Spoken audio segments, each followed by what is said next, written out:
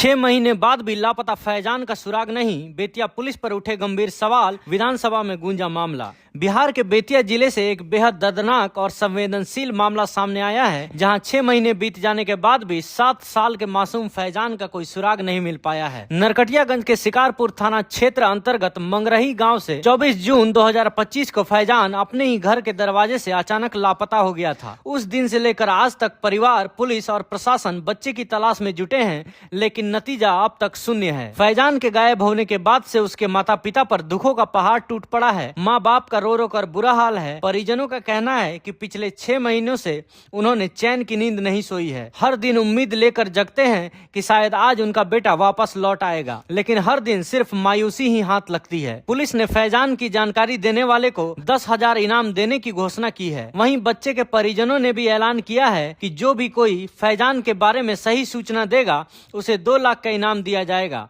इसके बावजूद अब तक कोई ठोस जानकारी सामने नहीं आई है, जिससे बेतिया पुलिस की कार्यशैली पर गंभीर सवाल खड़े हो रहे हैं। मामले ने अब तक राजनीतिक रंग भी ले लिया है। आमौर के विधायक अख्तरुल इमाम ने फैजान की गुमशुदगी को लेकर विधानसभा में सवाल उठाया है और बेतिया पुलिस से इस मामले पर जवाब तलब किया गया है। विधानसभा में मामला उठने के बाद फैजान के माता पिता को एक बार फिर उम्मीद जगी है कि शायद अब पुलिस और प्रशासन हरकत में आएगा और उनके बेटे की तलाश में तेजी लाई जाएगी। वहीं बेतिया के एसपी डॉक्टर शौर्य सुमन लगातार फैजान की बरामदगी को लेकर बयान देते रहे हैं और दावा करते रहे हैं कि पुलिस गंभीरता से जांच कर रही है, लेकिन जमीनी हकीकत यह है कि 6 महीने बाद भी पुलिस के हाथ खाली हैं। 24 घंटे में अपराध का उद्भेदन करने का दावा करने वाली बेतिया पुलिस फैजान के मामले में अब तक कोई ठोस नतीजा नहीं दे पाई है। स्थानीय लोगों का भी कहना है कि अगर समय रहते पुलिस ने सख्ती और गंभीरता से कार्रवाई की होती तो शायद आज फैजान अपने घर में होता। अब पूरे इलाके में एक ही सवाल गूंज रहा है,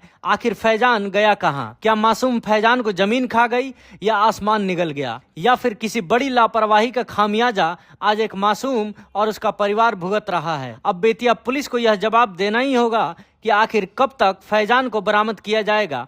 माता पिता की आंखें अब भी अपने बेटे के इंतजार में दरवाजे पर टिकी हैं। सवाल यह है कि आखिर कब तक खत्म होगा इस मासूम का इंतजार। देखिए, उन्होंने हमारे लिए तो एक बहुत बड़ा काम किया कि जो आवाज़ दबा जा रहा था उस आवाज़ को विधानसभा में MIM के पार्टी बड़े नेता अख्तरुल इमाम साहब ने हमारे लिए, हमारे बच्चे के न्याय के लिए विधानसभा में आवाज़ उठाया।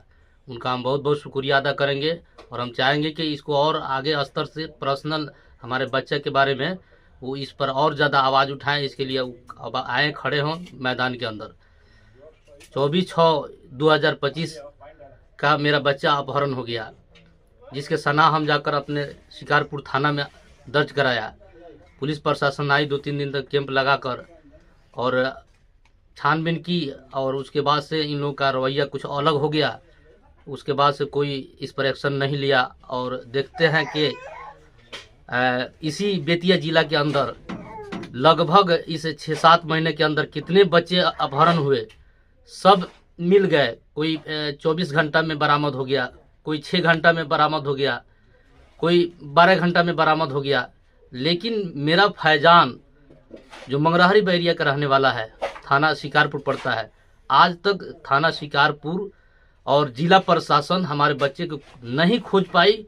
आखिर वो क्यों नहीं खोज पाई, यहाँ तक का कोई पता तक नहीं बता पाई कि जिससे हम लोग को कुछ संतुष्टि मिले। हम तो कहेंगे कि हमारे साथ पुलिस कोई न्याय का काम नहीं कर रही है और इस पर कोई एक्शन नहीं ले रही है। पुलिस प्रशासन कोई न्याय हम लोग को नहीं दिला पाई। अख्तरुल इमाम साहब से हम कहेंगे जिस तरह उन्होंने विधानसभा में आवाज़ उठाई है उसी तरह हमारे बच्चे के लिए अब बने रहे, विधानसभा हो या आंदोलन हो, जिस तरह मतलब हमें न्याय मिल सके वो हम लोग के साथ खड़े रहे। हम लोगों ने पुलिस प्रशासन के पास SP DIG DGP हर जगह हम लोगों ने गया, लेकिन कोई अभी तक कोई काम नहीं हो पाई।